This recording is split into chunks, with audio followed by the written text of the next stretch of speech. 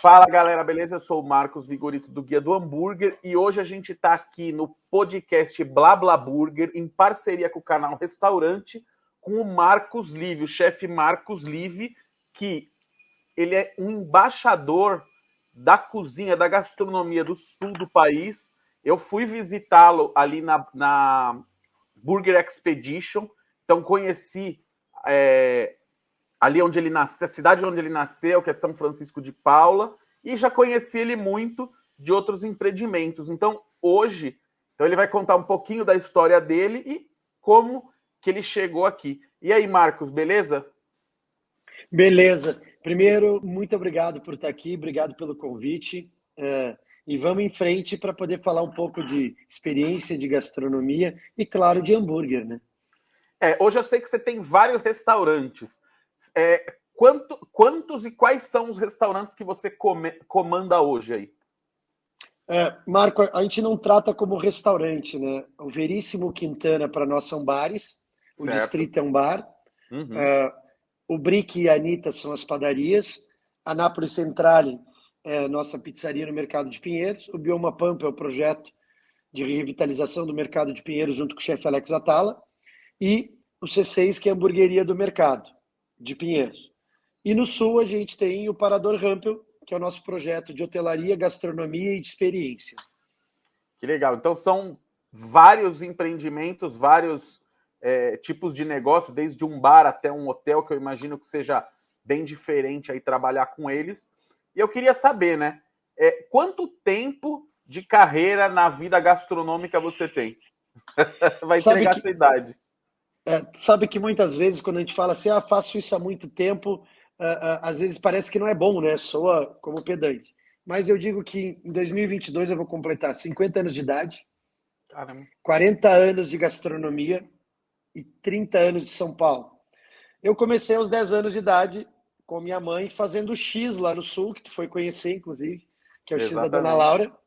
Então foi meu primeiro emprego aos 10 anos, foi meu primeiro contato com a gastronomia. Nem sabia o que era gastronomia, nem imaginava para onde isso ia me levar. Mas eu estava ao lado de uma senhora incrível que cozinha demais, que é minha mãe. Esse cenário me levou a ser bolsista da escola de hotelaria e depois, graças à escola de hotelaria, eu venho para o Grupo Accor, onde eu digo que eu fiz a segunda faculdade. Né? A Accor foi minha segunda faculdade em gastronomia. Graças à Accor, eu termino indo para fora do país, indo para a Europa, para aprender sobre produto. Na Accor, eu aprendi muito sobre produto, sobre o que eram 5 estrelas, um 4, um 3, um 2, e como aquilo tinha que parar de pé e tinha que ser respeitado. Tinha uma linha muito tênue. E claro que isso também me ajudou muito na visão corporativa desses negócios. Se você trabalha num grande grupo que tem marca, que tem conceito, que tem isso muito definido, te obriga a aprender e respeitar essas regras. Claro. Eu volto ao Brasil e termino indo para uma outra vertente que eu queria muito, que era trabalhar com gastronomia de grande volume. E eu fui operar casa de shows e durante 20 anos eu operei a gastronomia, eu fui operacional, fui gestor geral de 2 grandes grupos de casa de shows. Um deles me leva a participar e viver tudo da música brasileira, da cena da música brasileira. E no outro grupo depois, eu tenho o privilégio de viver tudo do internacional, literalmente tudo. Então, se eu de um lado eu tive Chico Buarque, Bethânia, Caetano e João Gilberto, do outro eu fui viver o mundo de B.B. King, de Bob Dylan, de George Benson e das grandes bandas de heavy metal, enfim. Isso ajuda a construir um perfil no mercado de eventos, porque eu era o cara de catering, eu era o cara que gerava esse volume. Você fazia uma a comida, bagagem... só para explicar para o pessoal, né? O catering, no caso, você fazia a comida do evento, né? Dos eventos. Claro que eu peguei a grande fase dos grandes eventos corporativos. Tinha muito dinheiro no mercado. Quando começou a surgir as empresas.com, as grandes agências de comunicação e de produtos, tinham agências gigantescas como um banco de eventos. E aí o evento não tinha fim em criatividade. O evento não tinha fim em como casar isso com o produto. Isso te obrigava o quê? A decisão 1 era o palco da casa de show. A 2 era que aquela gastronomia tinha que falar com aquele evento. Da mesma forma que no show, a gastronomia era feita conforme o perfil do público. E eu não conheço, Marco, nenhum outro segmento onde, ao definir o artista, você automaticamente define quem vai. O nicho é tão específico, ele é tão especial, e aquilo reflete se ele vai consumir bebida alcoólica, se é vinho ou se é cerveja, se ele é gospel, a água, se você vai ter hambúrguer ou se você vai ter pipoca no show infantil.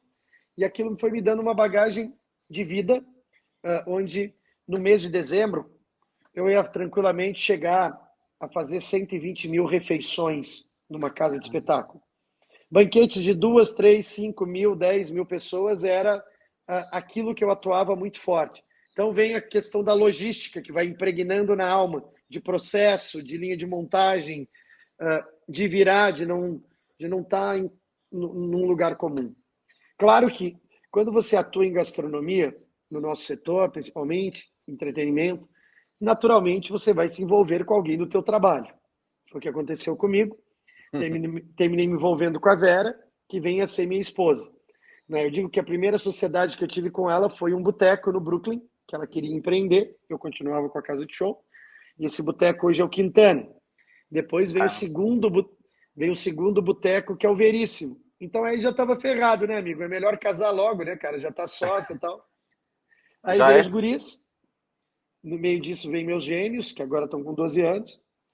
E aí entra a terceira casa, entra a possibilidade do mercado de Pinheiros, e as coisas foram acontecendo.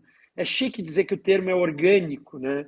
Mas não, elas simplesmente foram tomando um rumo, e eu nunca fui. Eu não consigo, talvez é um defeito meu. Hoje eu digo que eu sou multi, né? Da mesma maneira que eu falo de pizza napolitana, eu vou falar de hambúrguer, eu estou falando de cozinha espanhola no Veríssimo, eu estou falando de pão de fermentação natural no Brick ou de pastifício, e do outro lado eu vou estar atuando na cozinha do Sul, né? Então, é tudo meio junto e misturado. É legal porque Poderia te você tem dizer. uma visão assim de várias áreas, né? Muitas vezes a gente vê outros chefes de cozinha. Ah, eu sou especializado em cozinha francesa ou em churrasco e acaba não se arriscando em outras áreas. No teu caso é diferente, né? Você vai do pão até o churrasco ali, né? Isso é legal porque você conhece a comida como profundamente, né? Acho que isso é muito bacana. E você começou com 10 anos, então, né? Eu fiz as contas aqui. Começou no X ali da sua mãe. Como que chama sua mãe mesmo? Dona Laura. Dona Laura, é verdade. E como que era ali lá no comecinho? Como que era ali? Conta um pouquinho essa dinâmica do X e até explica o que é o X, porque nem todo mundo sabe o que é o X. Explica como que era, o que você fazia, o que você aprendeu. Eu te diria o seguinte, Marco, eu sou especialista em food truck, né? Porque em 82 nem se falava nos food trucks e a É gente tinha verdade. um trailer de lata, aqueles bem vagabundo, de todo arrebitado, que torcia a lata, Sim. uma chapa, uma prensa e uma geladeira 4 portas e, e vasilhame de bebida. Assim começa o X. Hoje se fala no Smash, né? Isso. E é engraçado, né? Eu digo, mas eu já fazia Smash, porque o hambúrguer do X ele é tão fininho e você também prensava ele na Aham. chapa. A diferença do X, que é uma marca, que é uma instituição do gaúcho, e é Isso. X, X e S, né? E não quer dizer que ele vá queijo, né? É X porque é X. Essa instituição do gaúcho, tudo se prensa. A maionese, o ketchup, a mostarda, a salada, o tomate, a alface, o hambúrguer, que a gente não chama de hambúrguer, eles chamam de bife, Ah, o ovo, o presunto, o queijo, tudo aquilo é prensado. O que sai para fora, você vem de novo, junta na espátula, coloca para dentro, vira, usa um saquinho que vai caindo e o que cai você ainda começa com a colher a comer. Esse é o X. É uma instituição que eu brinco que deveria ser vendido por quilo, né? Tamanho que é. que ele é grande, né? E vai frango, vai calabresa, vai coração, vai o que for. O que interessa é estar Tchê, prensado ali dentro do pãozão, né? E é comida de rua, Exato. né? É típico da comida de rua, não tem muito. Ah, não, eu vou pegar um ponto no X, não faz sentido, né? Um ponto de Não, carne. e é muito democrático, né? Ele é democrático porque ele é uma refeição, ele tem um preço muito justo e atende uma demanda enorme, assim. Então, e eu acho que de fácil iniciação, de alguma forma, num primeiro Sim, momento, de você entrar na gastronomia, sabe? E de ser um empreendedor. é uma barreira baixa ali, porque você não tem muita. Não precisa ter tanto conhecimento, né? Você consegue. No máximo, eu lembro que você comentou comigo que você fazia maionese, era tudo fresquinho. Como que era ali no truck? Tchê, eu digo que era tudo o termo chique, né? Just in time, né? É. Cara, aí você batia o primeiro copo de maionese, usava ele até o fim, aí batia o segundo na hora. Você fazia a salada para aquele momento, você preparava os bifes para aquela hora, primeira hora. Você tinha uma coisa tão fresca, porque era a forma de fazer, né? Não tinha Sim. percepção de volume nem de linha de montagem. Você ia trabalhando por inspiração ou a situação que você tinha naquele momento. Não existia técnica alguma. Era a Talvez, receita que a sua mãe fazia e. e talvez eu acho que esse é o grande segredo, sabe? Às Sim. vezes muita informação não ajuda na decisão também.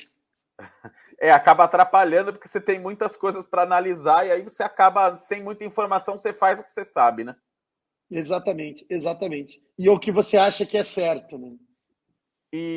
Sim, é o que vem na cabeça na hora. E aí, por exemplo, o X é uma tradição gaúcha, né? Do sul do país, né? Tem em outros lugares e tal. E até eu viajando lá naquela viagem do Burger Expedition, eu vi algumas coisas que, lógico, não é o X, mas que cada lugar às vezes tem sua tradição de sanduíche. Como que foi ali no sul a questão do hambúrguer artesanal, né? Qual que é a tua memória de quando você começa a ver o hambúrguer como é hoje, assim, mais americanizado, vamos dizer assim? Tchê, eu sou muito. A minha referência quando estava com o X da Dona Laura, com meus 16, 17 anos, era o X prensado e algo que acontecia na região de Caxias do Sul, que era um X, que era também o bife grelhado, na verdade chapeado, e não prensava, vinha o tomate e alface. Eu diria que seria o primeiro caminho para chegar no hambúrguer artesanal, né? Sim. Essa é a experiência que eu tenho. O X também é Mas eu sou muito artesanal, né? sincero. Não é carne comprada, né? Não, artesanal, não é, né? Aí eu vivo um outro momento, e eu sou muito sincero em dizer, eu tive um contato, né? Quando eu venho fazer meu estágio em São Paulo, porque eu brinco que eu trabalhei muito em cidades santas, né? São Chico, São Paulo, São José dos Campos. Quando eu venho trabalhar em São Paulo, eu saio de São Chico com seus 20 mil habitantes e venho para São José dos Campos, que naquela época ia ter quase 1 milhão de habitantes. Já era um choque para um gaúcho de bota e bombacha, né? E o primeiro dia no hotel, o meu gerente geral vira para mim e diz assim: quantos idiomas você fala? Eu disse: português. Disse, pois é, o mensageiro fala 5. Já foi a primeira porrada, né? Tipo, ei, acorda que o mundo é diferente. E aí ele disse assim: hoje você tira o dia para conhecer a cidade. Primeiro dia de estágio. E eu fui no shopping. E eu sou sincero em te falar, mano. Eu fiquei 40 minutos do lado de fora do McDonald's, ensaiando para entrar no Mac e pedir e para falar Big Mac da forma correta, sabe? Porque eu nunca tinha entrado num Big Mac. E eu ia fazer quase 20 anos de idade,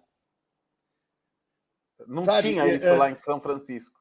Não tinha, não tinha em Gramado e tinha em Porto Alegre, mas eu ia pouco a Porto Alegre, então não tinha essa relação. Sim. Então foi a primeira vez que eu vi uma hamburgueria de volume.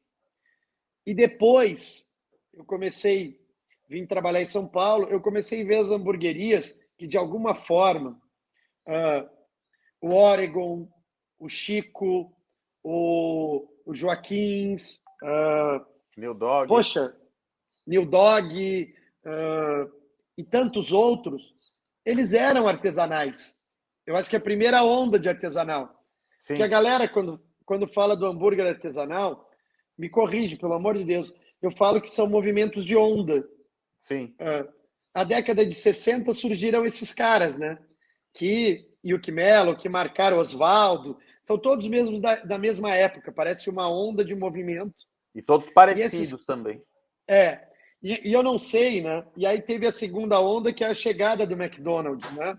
Diz que era um negócio impactante na década de 80 em São Paulo. E aí vem uma meninada que começa ali em 2008, 2010 a fazer hambúrguer artesanal e a valorização da hamburgueria e o hambúrguer alto e tal. Alguns desses meninos disseram assim, que a gente inventou o conceito da hamburgueria artesanal, e eu disse assim, calma, porque alguém lá na década de 60 já fez isso e continua fazendo.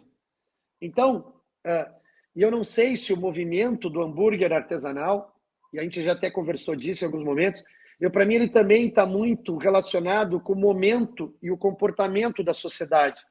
Eu acho que na década de 60, pegar um hambúrguer com a mão era um motivo de rebeldia, de liberdade, de estar na rua. E eu acho que tinha também aquela coisa americanizada do milkshake, daqueles carros rabo de peixe. Depois, com o McDonald's, vem um outro movimento. E 2010, 2008, a gente volta a comer com a mão. E agora a gente come com a mão de todos os jeitos. Quer o hambúrguer alto, quer o hambúrguer baixo, quer smash, quer 2, 3, 4. A batata comendo com a mão.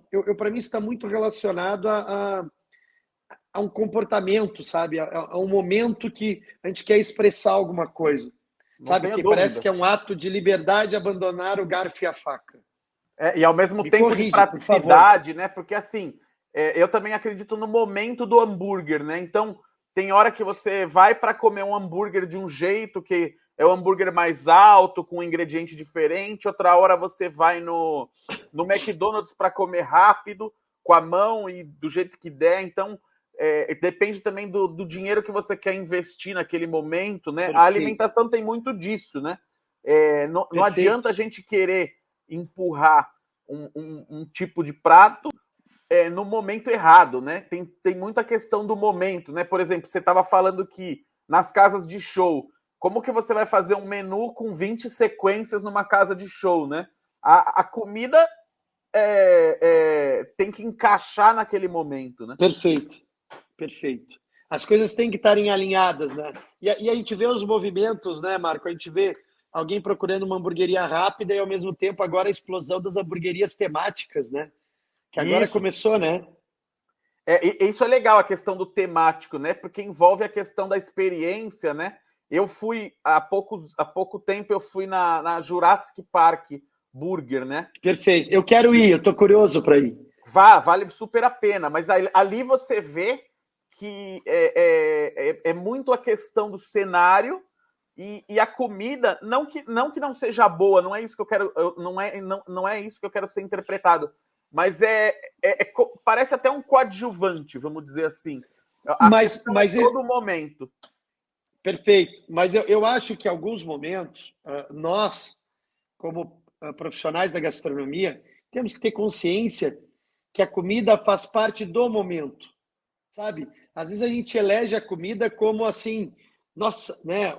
O Deus da história. E às vezes é só um motivo das pessoas estarem juntas, sabe? Compartilhando aquele momento. E comer faz parte, como uma necessidade fisiológica ou como uma experiência.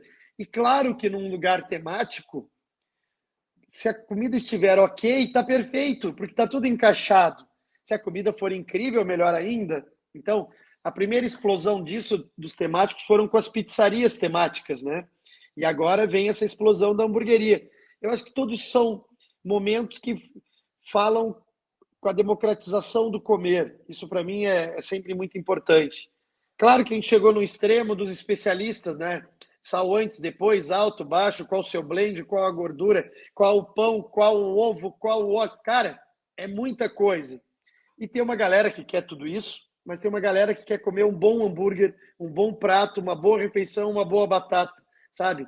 Que aquilo tiver ok, tá ótimo. Não importa se é o artesanal, o individual, não importa se é uma rede, né? Importa é esse momento, né? O hambúrguer já é hoje o alimento mais consumido no mundo, não? Sim, pelo menos o que eu tenho de informação não é mundial, mas assim, em relação a delivery, o hambúrguer já passou a pizza, né? E é o mais pedido de todos, né? E a pizza também é um produto que viaja bem. Até aqui, uma outra coisa que eu queria entrar no assunto é: você também tem uma pizzaria, né? E eu vejo que muitos donos de hamburgueria, eles acabaram que começando com o hambúrguer e de repente teve uma onda de eles abrirem a pizzaria, até nessa moda da pizza napolitana, fermentação natural. O que você vê em comum em relação a esses dois alimentos que são os mais vendidos, isso sem dúvida no mundo e aqui no Brasil também? O que você vê de semelhanças e diferenças para quem quer ter um negócio nessa área? Quando a gente fala dos dois negócios, a pizza napolitana come com a mão, o hambúrguer come com a mão. Para mim, é a primeira semelhança. Sim. Segundo, que a pizza, não a napolitana, você não compartilha, né, como as outras pizzas, é uma pizza individual. Certo. O que a gente tem são ondas. E as pessoas misturam o que é uma pizza napolitana, da VPN, que a gente tem a Nápoles. Quando a gente fez a Nápoles em 2016, eu estava buscando uma pizzaria napolitana que se encaixava num lugar chamado Mercado Público de Pinheiros, que tinha circulação de gente andando a pé, como é em Nápoles. Do forno aos fritos napolitanos, ao ripieno, a pizza frita, ao portafogo, que é a pizza para comer com a mão e sair, esse era o princípio. Depois virou uma coisa absurda, que parece que as pessoas dizem pizza ao estilo napolitano. Ou um lugar descolado virou uma pizza napolitana. Como se fosse um carimbo de pizza napolitana. São mundos diferentes. Quando você fala de AVPN, nós estamos falando de um movimento, de uma pizza certificada que tem um padrão e rigores incríveis e que é patrimônio da humanidade da Unesco. Ponto. Mas eu nunca vou desconsiderar o movimento que foi feito em paralelo. É muito legal quando você traz mais atores para falar sobre aquilo. Da mesma maneira que você come um hambúrguer industrializado, você vai melhorando o teu paladar, aí você um dia prova um hambúrguer artesanal. Ferrou, né? Nunca mais tu quer industrializado. A pizza também tem esse movimento. Tem alguém que está aqui puxando o padrão, mas tem uma galera embaixo que está trazendo a democratização. E se tu olhar isso, tem um ato de novo de renovação de público. Um case para mim incrível, e eu respeito demais, é a Brás. A Brás é uma pizzaria incrível que abriu a Brás Elétrica. A Brás Elétrica nada mais é do que a renovação do público da Brás. Sim, rejuvenescer uma marca. Jovem. E é um público jovem, irreverente, descolado. Isso é importante para a gastronomia. E claro que é importante para esse business também, e para esse player, e para esse grupo, que se tu olhar, eles também fizeram isso com o Pirajá e o Pirajá Prainha, fizeram isso com o original e abriram o Câmara Fria. Esses movimentos são o seguinte, cara, tem que trazer um público novo que começa também. Ele entra comendo um básico e ele vai evoluindo no paladar dele. É normal, sabe? Você come, você diz, opa, isso é o que eu quero comer. Então, eu acho que tudo são movimentos extremamente válidos. Acho que tem uma moçada muito legal fazendo pizza e fazendo hambúrguer, né? Isso é um outro... Eu tenho medo de já não ser um jurássico nesse mercado, sabe? Quando eu vou fazer quase 50. E tem uma moçada com 20 e poucos anos que fala a linguagem, que se relaciona, que constrói esses valores e entrega uma boa pizza, entrega um hambúrguer incrível. Então, eles se complementam, tá? Eles se complementam. Eu acho que isso é muito válido. Até eu queria fazer uma observação do seguinte, né? Porque quando a gente pensa, quando a gente estava falando de hambúrguer nos anos 50, ele ficou muito tempo paradão, né? Era aquilo e pronto. Sim.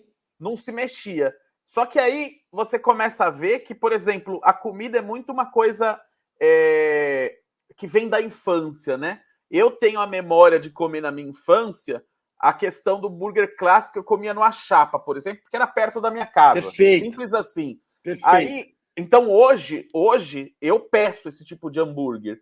Só que a galera que é mais jovem hoje não acaba que não tem essa mesma memória, né? Então aí começam a ter as novidades, que é o hambúrguer alto, o smash, a questão do McDonald's. O McDonald's é muito importante aí na hora que a gente pensa em que a criança vai comer. Eu tenho um sobrinho de 4 anos, ele ainda não é muito fã de hambúrguer, mas ele gosta mesmo é da batata frita do McDonald's. Então ele pede para ir lá comer. E aí eu tenho certeza que daqui 10, 20 anos, ele vai ter aquela memória da batata, daqui a pouco ele vai começar a comer hambúrguer, e o que será que vai ter de batata daqui 10, 20 anos, né? Então o mercado vai se renovando, né? E tem uma coisa muito engraçada, né? Deixa eu só abrir aqui uma janela. Tem uma coisa engraçada nisso tudo, que eu vou te confessar o negócio, tá? Meus meninos estão com 12 anos. Esses dias eles queriam pedir hambúrguer. E eles disseram, e a Vera veio e disse, eles querem pedir hambúrguer, mas queriam pedir outro e acharam que tu vai ficar chateado. Cara, e foi incrível que eles queriam pedir um hambúrguer de alguém e eu disse, eu também quero. E eles pediram um hambúrguer tal. Eu disse, beleza, eu comi. Opa, e por que vocês querem este hambúrguer? Não, pai, porque esse é mais baixo. Ele é mais fácil de comer, de segurar na mão. Olha, e eu fui ouvindo, e eles foram falando do jeito deles, expressando. Só que ele tem 12, como teu sobrinho 4. Daqui a pouco, eles vão ter 15, e vai formando uma questão de paladar ou com os amigos. E eu acho, sinceramente, que de alguma maneira esses caras, os meus filhos e os amigos deles vão me ajudar a me reciclar. É mais difícil hoje também. A oferta é incrível, né? Eu não consigo acompanhar a velocidade do que abre de negócios. E tem uma hora que, né, eu vou nos lugares, assim, eu tenho uma... Quando eu quero provar hambúrguer, por exemplo, o cara tem 800 opções, né? Eu digo, cara, quero um cheeseburger. Eu como cheeseburger em qualquer lugar. Também. Para eu ter uma referência, porque depois tem 200 informações. E o hambúrguer, ao meu ver, o cheeseburger e até o X, para mim tem que ser uma coisa de uma geração e de um momento que a gente não quer pensar muito, Marco. Eu quero, me dar um X-salada, me dá um X-bacon, sabe? E nós, de alguma forma, a gente tem uma oportunidade, né? E tem um problema que é ponto de carne, é ponto. Antes você pedia um X e acabou, né? Me dá um hambúrguer, me dá um X-burger. Essa evolução de técnica é importante, né? Sim. Aí, claro, que a gente chegou no extremo que o cara quer o ponto da casa. Aí eu disse, pelo amor de Deus, já não sei mais nada, né? Se o cara acertar o teu ponto, dá um Oscar pro chapeiro, né? Porque foi ficando... o sal é antes, é depois. Não, o sal que tu usa, cara, chega um momento que, meu Deus do céu, né? Claro, problematiza demais, né? Complica demais a história, né? Começa é o ponto para menos, o ponto um pouco mais, entendeu? Realmente é complicado. Vamos para um outro caminho agora, que eu queria perguntar para você. A gente estava falando da questão da experiência, né? Em relação à gastronomia. Me fala um pouco sobre o projeto do Parador Hempel, para as pessoas saberem o que é, né, o Parador Hempel, e como ele se encaixa isso aí. A gente falou de hamburgueria temática, e ali eu me hospedei lá e achei incrível, fiquei encantado. Me conta um pouquinho de como começou e qual a ideia do Parador ali. Primeiro, assim, se nós dois formos para a praia, certo? Está ali embaixo do guarda-sol, da barraca de praia, e passa o cara vendendo ostra. Cara, a gente vai comer ostras incríveis, né? Sim, com certeza. Aquele momento, nós dois comendo ostra, a água do mar, o sol, uma musiquinha de fundo, uma cervejinha, um limãozinho na ostra. Aquilo é incrível, né? Não vai ter Aí melhor. A gente volta para São Paulo e resolve vender ostra. Já não é mais uma experiência. Aí o cara quer transformar aquilo em experiência, compra um painel de LED para refletir o mar e o som da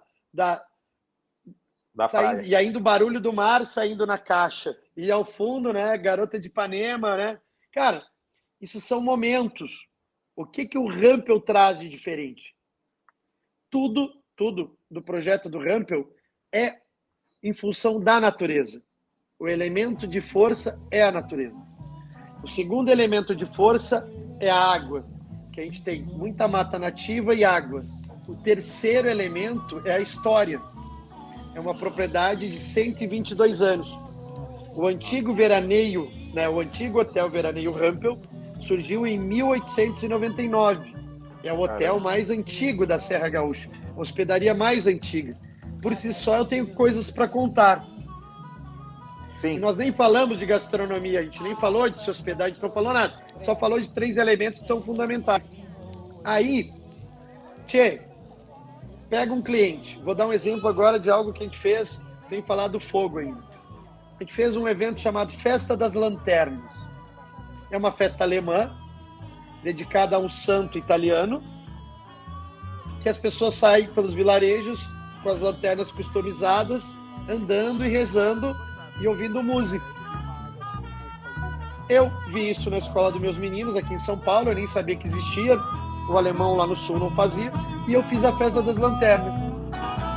Final de dia, estava até chovendo, todo mundo de capa de chuva, customizou sua lanterna, 150 pessoas saíram pelas trilhas do Rampel, por dentro da mata, com suas lanternas.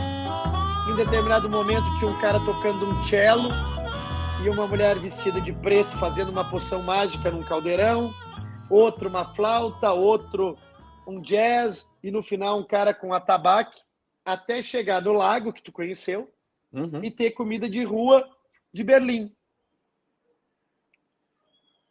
As pessoas nos abraçavam. Muito obrigado por viver isso, muito obrigado por viver isso. Então, aquele momento de experiência está muito associado a coisas que eu só tenho lá, que é aquela água, que é aquela trilha, que é aquele contexto. Isso, para mim, é a experiência somada à hospitalidade. Sim. Que é uma premissa básica, né? Receber, acolher, entreter, alimentar e despedir-se.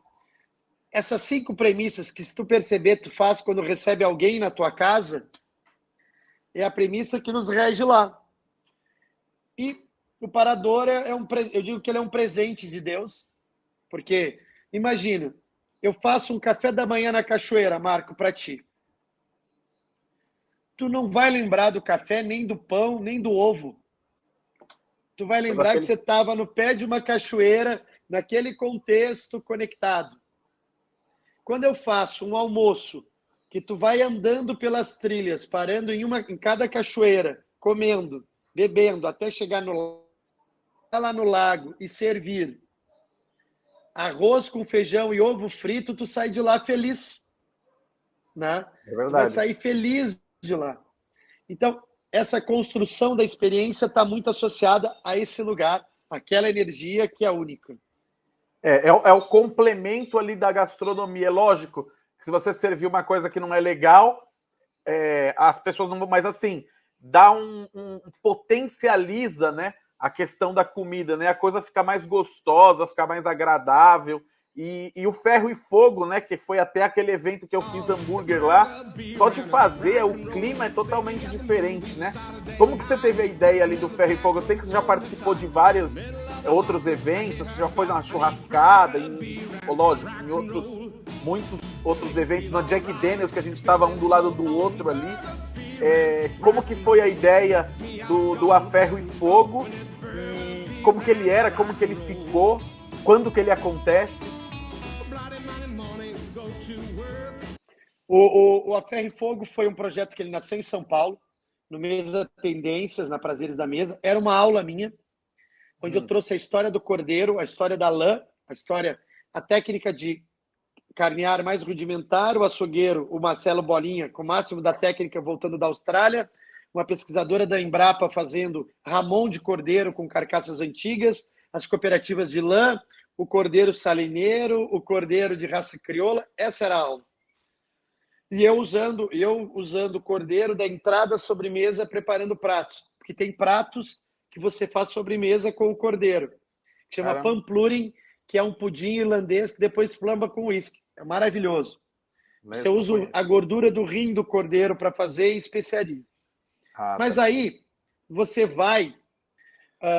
e aquela aula eu convidei 15 chefes gaúchos para, junto comigo, no final do evento, para 1.000 pessoas, cozinhar a ferro e fogo.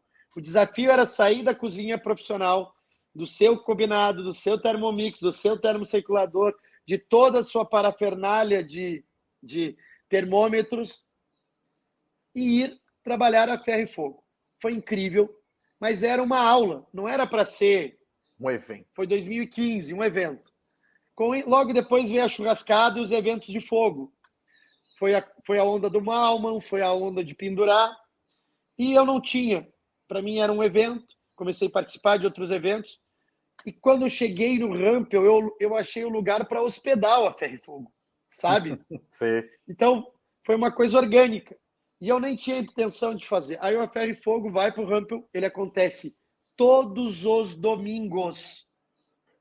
Com chuva, sol, vento. Todo domingo ele está lá. Nós atendemos um número X de pessoas, deu o limite, a gente para de atender, porque a gente quer cuidar das pessoas, e as pessoas passam o dia conosco. Nesse momento das baladas da carne, né? Porque eu estou dizendo que é balada da carne, que agora você tem que... Parece que todo negócio, Marco, me corrija se estiver errado, chega uma hora que você tem que botar mais uma coisa para ele parar de pé. A gente tem parece que existe uma necessidade do novo. E o A Ferro e Fogo não. O A Ferro e Fogo chegue no Rampel, você é recebido por nós, vai na cachoeira, molha o pé, bebe água, vai para os petiscos, curte a mesa de petiscos, vai para a Praça de Fogo, depois sobe para a hora que a gente serve nas estações, pega a tua cerveja, vai para baixo da sombra, ouve boa música, se conecta, anda no lago, anda na trilha. Então, aquelas 250 pessoas que vão aos domingos lá, nunca estão juntas. Tem um na trilha, tem um no lago, tem um embaixo de uma araucária tirando um cochilo, tem alguém correndo atrás do filho, tem alguém correndo atrás do pato, do ganso, do coelho. Então, tudo isso cria um cenário que nos permite fazer muitas coisas. E aí o A Ferro e Fogo me deu de presente. Eu comecei a trazer convidados, como tu, que foi uma honra. Uma vez por mês, pelo menos, um grande convidado. Há uma troca, porque a gente aprende mais do que ensina. E, tchê, tem uma coisa, né? Parece que o gaúcho, quando nasce, ele já sai com espeto na mão, né? Porque tu olha para um gaúcho, parece que a primeira coisa que ele tem que fazer é churrasco. E não é sobre churrasco. Eu falo claramente isso. É sobre fogo. Porque ao redor do fogo, você se aquece, você se alimenta, você se confraterniza, você namora, você tem DR, você faz tudo ao redor do fogo. Então, eu não acho que o que representa o gaúcho é o churrasco. Para mim, é o fogo. Né? E é o que a gente faz. Com isso, a gente conseguiu trazer o fogo internacional, com chefes do mundo inteiro cozinhando. Turco, australiano, russo, dinamarquês, francês, italiano, português, mexicano, Nova Geórgia. Caramba. Esses caras vêm, trazem a técnica deles usada, ferro e fogo, e a gente aprende. E a gente absorve e aplica. Então, é um movimento constante. Então, agora, por exemplo, eu fiz crawfish nesse último domingo. Cara, tu tinha que ver a hora que eu derrubava os baldes nas mesas. O gaúcho não tinha visto aquilo. O nordestino não tinha visto aquilo, porque o Nordeste é o grande polo emissor de turismo. Sim. Porque o A Ferro e Fogo nasceu como um produto gastronômico e virou um produto turístico. Sim. Que é passar o dia. Essa é a grande dinâmica. É isso que é sentir lá. O dia. Não é uma balada. Não é uma balada. Tem atrações musicais, tem música, mas só que, não sei se você percebeu, a interação do público com você era incrível, né? Ele te dá feedback positivo, ele te elogia, ele fala contigo, né? Ele se permite, né? Não existe uma barreira, né? Isso é uma dinâmica que às vezes eu não consigo explicar. Realmente é uma integração tanto de quem está... Porque tem muita... Se você for pensar num restaurante normal, quem está cozinhando está dentro da cozinha e quem está comendo não sabe quem fez. Lá é completamente o inverso. Eu todo falo, mundo junto. Eu falo para minhas equipes que a gente está no palco, que naquele momento a gente está interpretando um papel. Ontem eu fechei o Festival Gastronômico Raízes lá em Lages, Santa Catarina. E teve várias aulas, chefes incríveis dando aula do Brasil todo.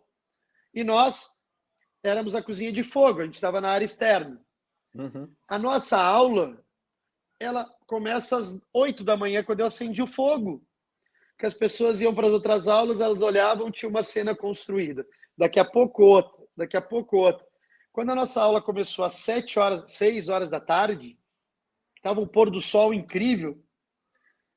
As pessoas já estavam interagindo conosco, né? A gente tirou as divisórias, estava aquela confusão, todo mundo em volta, e a gente foi falando de fogo e de pratos e de possibilidades e de cozinha, porque, Marco, tem uma confusão, e eu respeito todo mundo, pelo amor de Deus, mas um assador não é um cozinheiro. Sim. Porque assar, numa cozinha profissional, é uma técnica de cocção. E dentro de uma cozinha profissional, claro que tem grandes assadores que fazem comidas maravilhosas, que são Claro. intuitivos. Mas a gente precisa de técnica. Cara, tu me ensina técnica pra caramba no hambúrguer. Todo mundo precisa de técnica. Então, às vezes, a meninada chega, eu quero assar. Eu disse, beleza. Vai lá, faz o curso do Senac de cozinheiro básico e aí vem falar comigo. Aí eu começo a treinar o cara. Cara, tem gente que fica puto, não vai. Mas os que vão, a cabeça abre. Porque Sem a dúvida. possibilidade é o uso do fogo. Se a gente está usando. Agora, ontem a gente deu uma aula de invólucros. Cara, tinha da argila, da bananeira, da telha de barro, da telha de ferro, que a gente trouxe ontem na aula, ao bambu, passando pela taquara, passando por fazer curanto, né? Até mesmo uma beterraba que você joga no fogo, que a própria casca é o invólucro. Tudo aquilo é uma maneira de voltar e de ressignificar, sabe? E tem Sim. uma plástica naquilo. O fogo tem uma força, né, de seduzir as pessoas, né? E não é só a carne, a proteína animal, é o todo, né? Então por isso que a gente fala do fogo. E o A Ferro e Fogo ele é mutante por isso. Toda hora. Por exemplo, próximo domingo eu vou fazer Cordeiros dos Campos de Cima da Serra. Estou trazendo os criadores, estamos levando os os borreguinhos para mamar, vai ter desmame, vai ter tosquia, tudo naquele evento. É um Então você, evento de novo, temático, né? Completamente ele vira um diferente do evento que eu fui, que era temático, outra coisa. mas é que aquele conteúdo é importante. Por Sem exemplo, quando dúvida. eu fui, tu me ensinou uma coisa no evento, que eu disse, opa, o hambúrguer tem que estar presente talvez todo domingo, porque ele vai atender a meninadinha. E o hambúrguer hoje ele pode ser de carne bovina, amanhã de carne suína, pode ser de cordeiro, pode ser um vegetal, um vegetariano. Sabe, tu começa a dizer, ei, eu tenho que... Até porque soa fácil para o jovem. E eu também quero o jovem lá. Sim. Né? Então, eu acho que esse é o nosso papel, é ir reciclando. Isso para... E o Rampel é uma experiência por causa disso. Tu vai acender tua fogueira, tomar teu vinho, tu vai ficar ali, sabe, se permitindo não fazer nada e ao mesmo tempo fazendo tudo, né? Com um monte de gente ao redor, né? O que é legal ali, daquela Exato. integração. E como que foi a ideia ali, com tudo que você já falou até agora, da onde surgiu a ideia da C6, que é a tua hamburgueria do mercado, que fica em frente à Nápoles Centrale? Como que foi isso aí? Como que foi o início? Como que é o conceito da C6? Eu sei que é completamente ligado ao fogo, mas É, como que é? Me fala da C6 agora. a C6, na verdade, é uma hamburgueria que surge. Não, eu não surgiu porque eu queria fazer uma hamburgueria e ter 100 franquias. Não. Ela surge de fazer uma hamburgueria dentro do mercado de Pinheiros, porque não tinha hamburgueria. Esse era o primeiro ponto. Ter uma hamburgueria no mercado de Pinheiros. Depois, claro, veio essa força do fogo, de trazer a carne do bioma Pampa, de raças britânicas. Foi toda uma construção. Claro. Claro que a gente... eu tinha dois movimentos, né? Eu tinha a Napoli e tinha C6. Fiz muito hambúrguer autoral, trouxe muito força do artesanal e talvez até dando uma gourmetizada, mas eu não gosto do termo. Mas talvez eu fiz e talvez eu fiz errado. Eu queria levantar o hambúrguer, então eu botei ele num pedestal, porque eu sempre achei que a foto do hambúrguer no prato baixo é muito melhor bater a foto dele aqui Sem do que bater a dúvida. foto aqui. Mas era muito mais para dizer assim, Vossa Excelência, o hambúrguer, sabe? Não tinha pedância não. E o conforto, às vezes, até de... Mas, enfim. De comer. A gente acertou e errou no modelo. A gente acha que o hambúrguer é bom, mas que é diferente da Nápoles, que tu chega no balcão do mercado, pede, aguarda e se apropria do mercado. No C6 eu achei que isso ia acontecer, mas o cliente, quando entra no C6, ele acha que tem serviço de mesa, que ele vai sentar e alguém vai atendê-lo. E aí eu digo que eu errei, porque eu deveria ter deixado que esse cliente se apropriasse do mercado, em vez dele Sim. ficar sentado formalmente. Mas é um projeto muito interessante. A gente trouxe o pão grafite, a gente trouxe o hambúrguer, eu trouxe o arquivo, que era de defumar, que é uma marca minha, Sim. né, que eu criei ele há uns 4 anos atrás. Então, consegui instalar ele ali. Então, essa foi a construção do C6.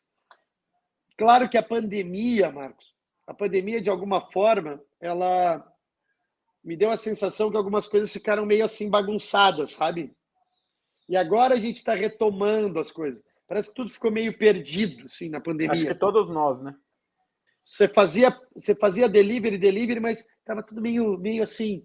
Agora a gente está retomando, está repensando, porque repensar é importante, ter dúvida é importante.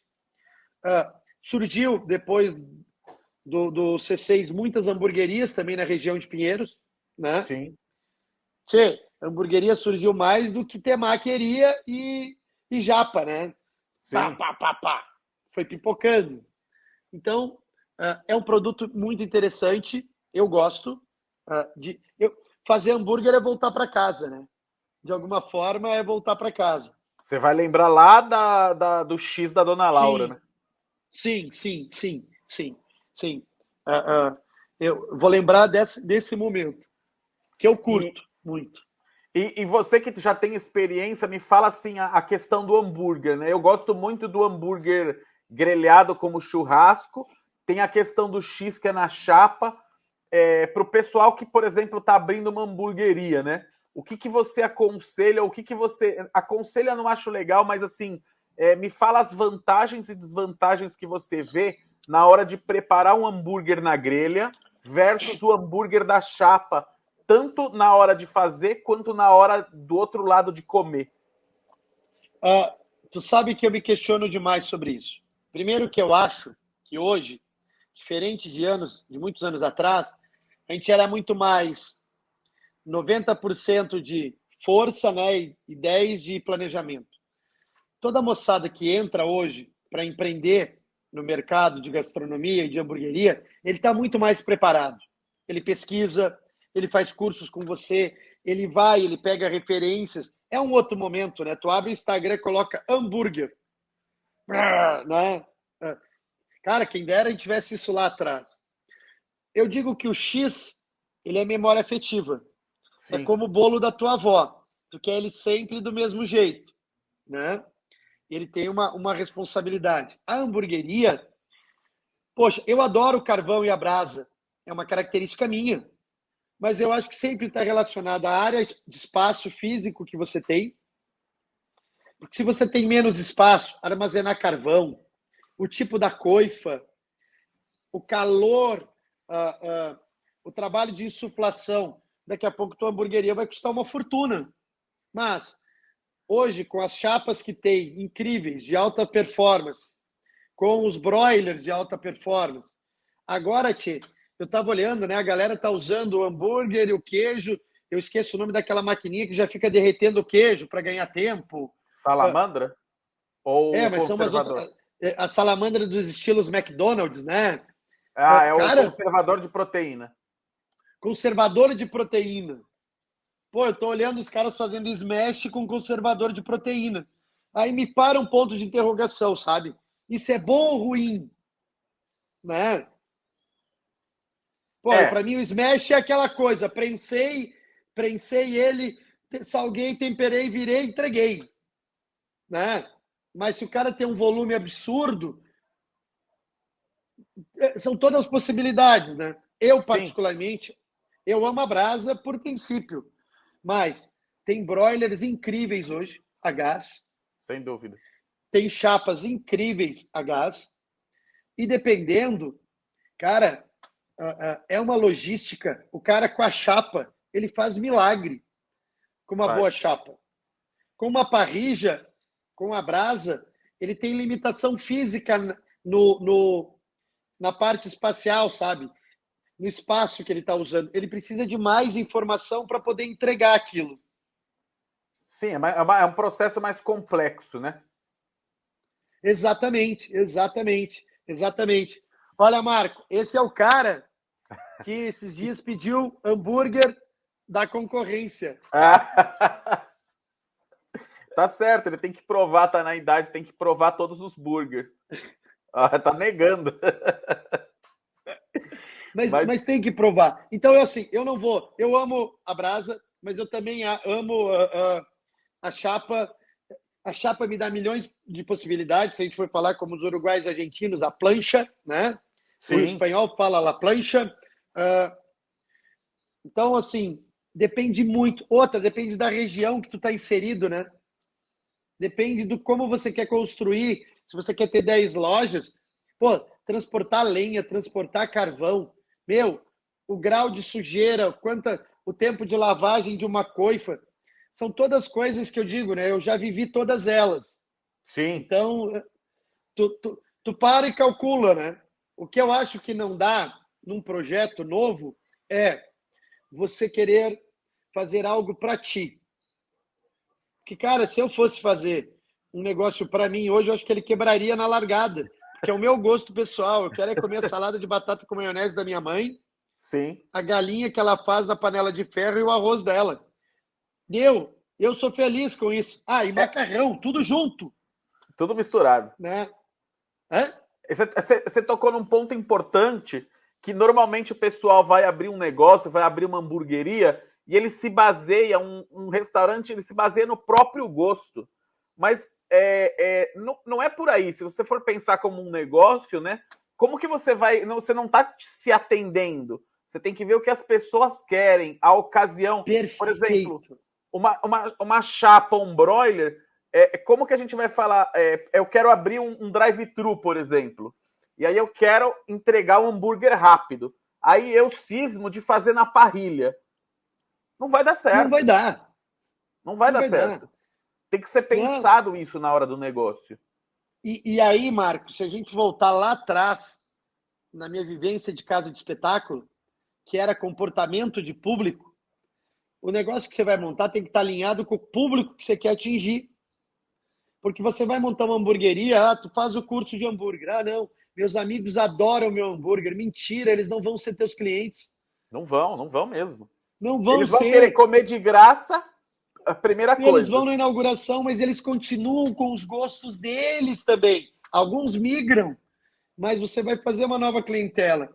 Então, né, outra, sabe aquela coisa assim, o cara olha para o pão com carne? Não, eu quero seu pão com carne, né? Um exemplo, que foi um case. Muita gente faz isso. Tem outros cases tantos incríveis, mas só que parece que é o alvo a ser abatido, sabe? Né? E entender por que aquele cara, naquele momento, naquele negócio pequeno dele, ele tem 4 hambúrgueres. E mais do que isso, as pessoas têm que esquecer, não podem esquecer, que aquele cara tinha atrás dele o pai também, que era um profissional de cozinha. Não é por acaso, sabe? Não foi na sorte. Por acaso. Não foi na sorte. Outra, tem uma outra questão, você tocou num ponto, todo mundo fala assim, eu quero seu pão com carne. Mas o pão com carne é uma hamburgueria que mora na Joaquim Floriano. Ela com fluxo absurdo. Isso. Será que o pão com carne na periferia funcionaria? Será que o pão com carne lá em Porto Alegre funcionaria? Vamos colocar pão com carne lá no Parador Hempel. Será que é isso que a pessoa está esperando lá? Não, Então, exatamente. isso também tem a ver com a técnica, né? O pessoal fala muito da técnica pela técnica. Ah, vou usar o termocirculador. Tá, mas esse não é o seu objetivo, esse é o seu meio, né? E outra, será que naquela operação o termocirculador faz sentido? Muitas vezes ele não faz sentido. Você sabe que quando eu faço uma casa nova, eu faço a cozinha e deixo o espaço e a infraestrutura do forno combinado, mas eu não compro. Porque se você não precisar, para que Tô você vai falando usar sério, pô. Você não é escravo do equipamento. Isso. Eu sou cozinheiro, sabe? Tu vai comprar um equipamento que é caríssimo muitas vezes e que quem vai manipular não entende por que está manipulando, porque tem a mão de obra também. Mas quando a gente fala dos negócios, tu não queria ter um negócio na 25 de março, vender por 5 pila e a pessoa só passar, pegar e sair? É aquele churrasco grego ali, ó. Então, cara, e aquele cara é brilhante. Ai, mas a carne não é. Cara, azar. Ele acertou o negócio dele. E se ele faz que suco junto com 5 pila, ele é bom demais. Isso, tem que olhar por esse aspecto, sabe? Ele tá no lugar certo, na hora certa, no preço certo. É a mesma coisa, a gente estava falando. Você acabou de tocar no assunto do conservador de proteína. Eu confesso que eu não sou fã. Mas vamos lá. Eu já perguntei no McDonald's por que eles não tiram o conservador de proteína, já que o hambúrguer deles, eu já provei direto da chapa, é infinitamente melhor. A resposta que eu ouvi foi porque a gente já fez o cálculo e a gente teria um prejuízo de não sei quantos milhões, porque a gente tem que entregar tantos burgers por hora. Aí hoje virou uma modinha do conservador de proteína. As pessoas compram o conservador sem saber para que vai usar. Mas é assim, por que eu tenho isso, né? Eu escolhi ter uma hamburgueria que eu grelho o hambúrguer na parrilha, ou um smash ou eu grelho o hambúrguer na parrilha, que tem o ponto XY e jogo na gavetinha. Ou eu tenho um smash que foi feito para ser entregue rápido e eu deixo ele guardado no conservador. Qual o sentido que isso faz, né? Então, assim, as pessoas têm que começar a pensar como usar a técnica para ter o resultado que ela quer, né? É muito mais inteligente. Sim, perfeito. Do que chegar na loja. Porque, assim, todo mundo, os vendedores de equipamento, e também isso não é uma crítica, porque eles também estão no lugar deles. Se você chegar numa loja lá na Paula Souza e falar assim, vou montar uma hamburgueria, ele já vem com a chapa, já vem com o conservador, já vem com a espátula, já vem com o combinado, já vem com não sei o quê, com a coifa, porque ele quer vender.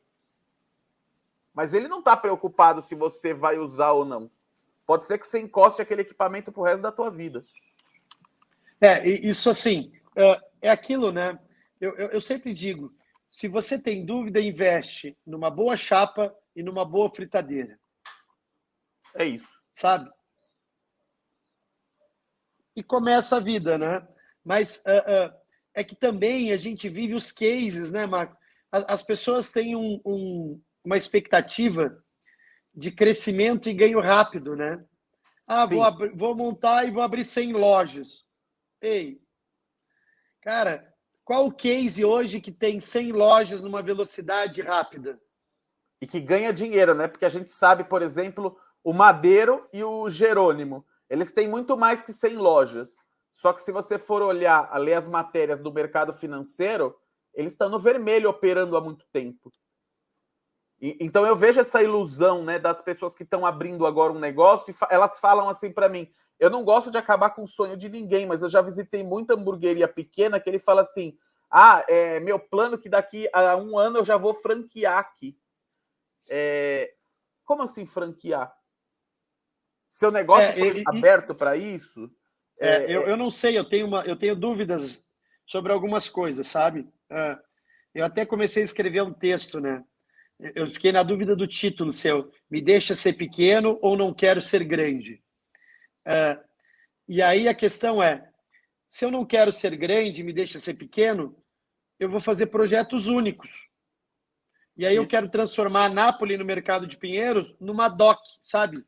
A pizzaria napolitana, que daqui 10 anos tu vai lá, ela vai estar igual. Daqui 20 anos tu vai lá, ela vai estar igual. E ela vira uma instituição, como é se é bom ou não, o pernil do Estadão, o sanduíche de mortadela do Mercadão, o pastel de bacalhau.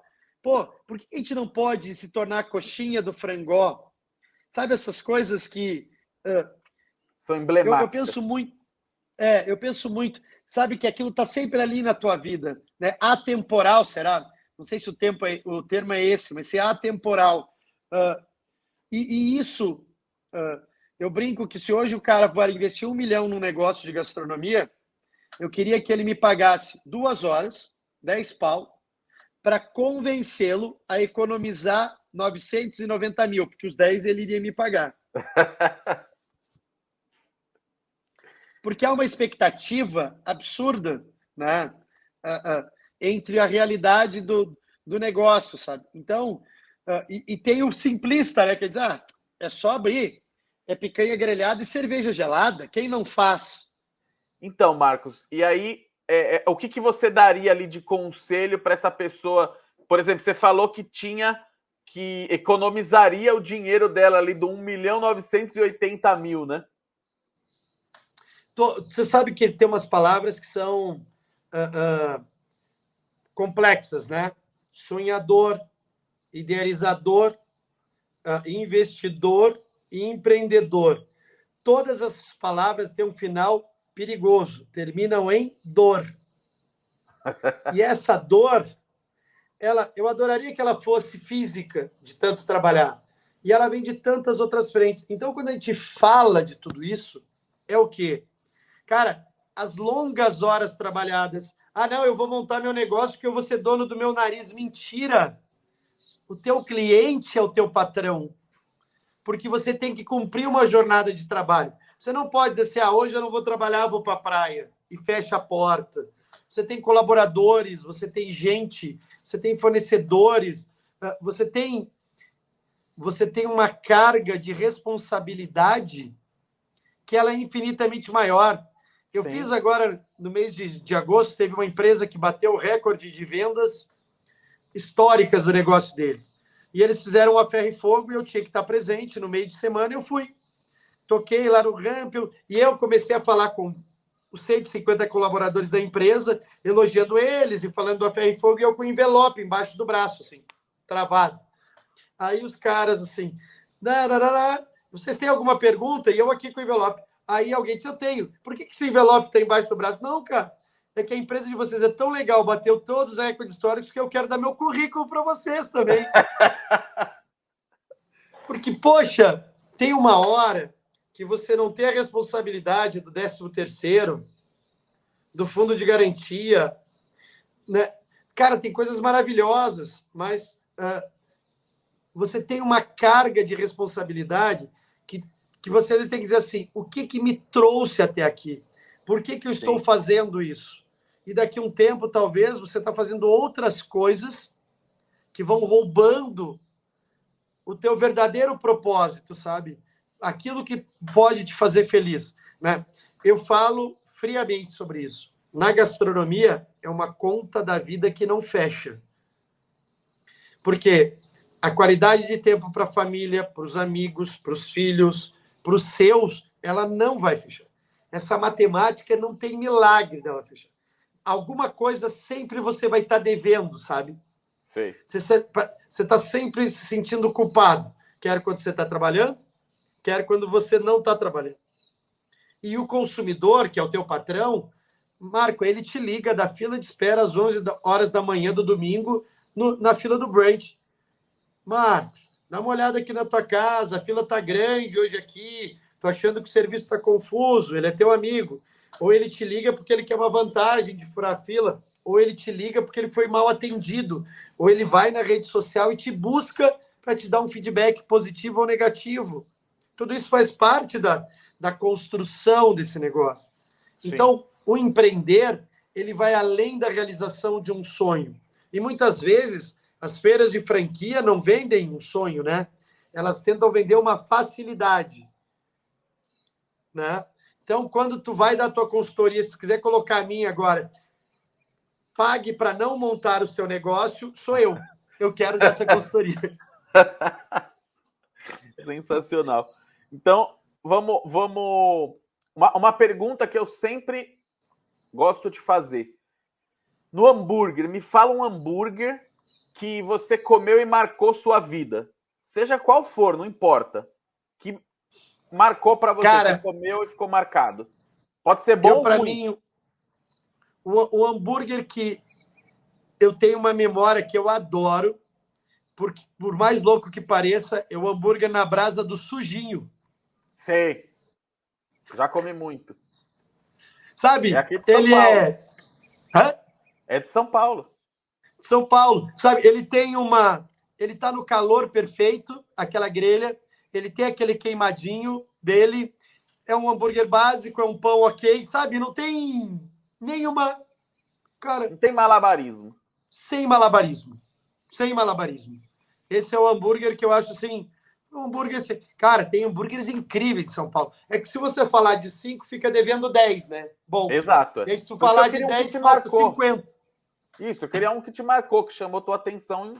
E acho justo. Já comi bastante lá no Sujinho e acho um hambúrguer bacana. E para finalizar, me fala aí uma recomendação para quem está abrindo o seu negócio, para quem tem seu negócio. Se você, um conselho que você gostaria, uma dica que você gostaria de ter recebido quando você começou, só que para quem está te assistindo. Um conselho? Não sei conselho, é uma dica. Uma coisa que você gostaria de ter ouvido quando você foi abrir teu primeiro negócio e que naquela época não tinha ninguém para falar para você. O meu conselho seria sócios. Ter ou não ter? Hã? Ter ou não ter? Ter ou não ter. Porque quando alguém te procura por algo que é teu capital intelectual, o teu conhecimento. E esse conhecimento, eu brinco que podem te tirar tudo na vida, Marco. Mas tu pega uma carrocinha de hambúrguer e tu começa de novo, não começa? Começa. Eu começo de novo. Né? Só me matando ou te matando para tirar isso da gente, que é o nosso capital intelectual. Mas, às vezes, você tem sócios que te procuram justamente, se apaixonam pelo teu capital intelectual. E meses depois, eles já sabem tudo do teu negócio na cabeça deles. Né? Então, quando algum sócio te procurar, quando um fundo te procurar, quando um investidor te procurar, tem que ser muito claro o papel de cada um para que esse crescimento se torne justo e verdadeiro. Né? Então, eu acho que assim, se eu tivesse que dar uma dica, sócio, pense muito antes. Né? Porque não existe almoço de graça, não existe facilidade, não existe. Um sócio investidor é o sócio que vai cobrar resultado. E ele não vai estar 1h com você limpando a chapa da tua hamburgueria. Ele não vai estar às 5 da manhã no Ceasa comprando hortifruti. Ele é o sócio investidor. Né? Então, eu acho que a dica é essa. E outra dica, somada a ela, é uma dica desse momento. Nós temos uma geração que não trabalhou com inflação. Não sabe o que é trabalhar com inflação, com alteração de preço o tempo todo. Aí se formam os grandes caras do mercado da gastronomia. Porque é o cara que sabe sambar, que sabe surfar. Não é surfar, né? Ele sabe pegar o mar agitado e bravo. E nós estamos vivendo num momento onde a proteína animal está se tornando algo absurdamente caro. E nós vamos ter que buscar alternativas de todos os jeitos para poder viabilizar esse momento. Né? A gente tem que viabilizar esse momento. Então, a minha dica é: fique atento ao mercado. E o outro é: fique atento aos sócios. Show. Queria muito te agradecer pela presença aqui no podcast Blá Blá Burger. Acho que a tua experiência, assim, é incrível, é invejável, assim. Assim, tem muita gente que acaba não te conhecendo, mas eu acho que assim você está muito mais imerso ali dentro do mundo da gastronomia do que muita gente que é super famoso nas redes sociais, mas que não tem uma contribuição tão grande. Então, a ideia de ter te chamado aqui é porque eu sei que você tem uma experiência realmente muito vasta. Te agradeço. E aí deixa seus contatos aí da rede social para o pessoal te seguir e ver o que você anda fazendo por aí. Olha, você me procura lá no Instagram, @MarcosLive, MarcosLive, L-I-V-I, só. E, cara, me chama, quem quiser, me chama no Insta. Tô com uma dúvida, quero falar, tô com uma ideia incrível, trocar ideia, a pessoa vai me chamar, eu já mando meu WhatsApp, respondo, tiro dúvida, ajudo, contribuo e, mais do que isso, aprendo. E, Marco, só para a gente encerrar, tu sabe disso. Quando eu tenho dúvida, e eu tenho muitas dúvidas, eu vou procurar quem sabe. No nosso setor, a gente não pode ser o dono da verdade. A gente tem sempre alguém para aprender, sabe? E ressignificar o próprio negócio, sabe? E isso é incrível. A gente, às vezes, pode ressignificar o teu próprio negócio, sabe? Em vez de ficar só procurando o novo. Então, estou à disposição. Acho a tua ideia maravilhosa, como sempre, tudo que você faz. E te espero no Parador para se divertir e não para trabalhar. Eu dei uma caída aqui. Volta para mim um pouquinho. Tá? Você falou do ressignificar o negócio, daí caiu. Vou falar, aí você ressignificar. Muitas vezes a gente quer mudar ou fazer o novo. A gente, às vezes, só precisa ressignificar o nosso negócio. Para mim, tem um case brilhante, que é o Mocotó. Todo mundo vê Rodrigo Oliveira, que é brilhante, maravilhoso, sim, incrível, mas tem que lembrar que 40 anos atrás o pai dele começou aquela história. E aquele negócio tinha o aroma daquela panela antiga, tinha o sabor daquela cozinha, e aí chega o filho, que é uma nova geração, e ressignifica e traz para um outro momento aquilo que é raiz. Quando esse cara abre na Califórnia, e tu pensar que aquilo começou vendendo caldo de mocotó, é o respeito à tradição, à raiz, e ressignificar um negócio, respeitando sempre um propósito. Então, isso eu acho que é muito válido. A gente precisa disso, com certeza. Claro, bacana. Obrigado, pessoal. Por hoje é isso aí. Não se esqueçam, se inscreva aqui no canal do YouTube, segue nas redes sociais o Guia do Hambúrguer e o canal Restaurante, e a gente sempre está aqui trazendo uma personalidade super importante para os empreendedores, uma personalidade super importante para os empreendedores do mundo gastronômico. Beleza? Valeu e até o próximo programa. Obrigado.